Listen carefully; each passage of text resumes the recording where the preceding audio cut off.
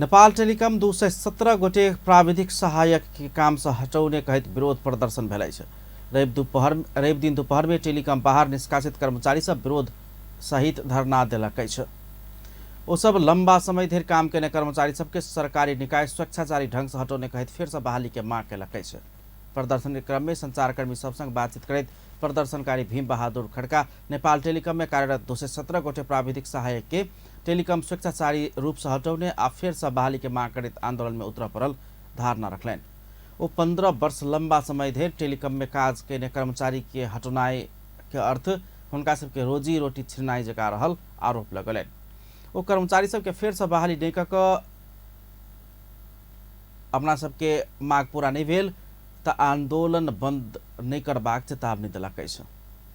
कार्यरत प्राविधिक सहायकहरूलाई चाहिँ अहिले एक हिसाबले कर्मचारीको रूपबाट अथवा उहाँहरूको चाहिँ रोजीरोटीबाट घुमाएको अवस्थामा चाहिँ रोजीरोटी घुमाउनु भएको छ।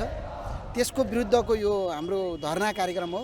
यस धरना कार्यक्रममा चाहिँ 217 जना हाम्रो प्राविधिक सहायक नेपाल टेलिकममा कार्यरत श्रमिकहरू अथवा कर्मचारीहरूलाई चाहिँ निष्कासन गरेको हुनाले आजको यो धरना कार्यक्रम गरिरहेको अवस्था हो।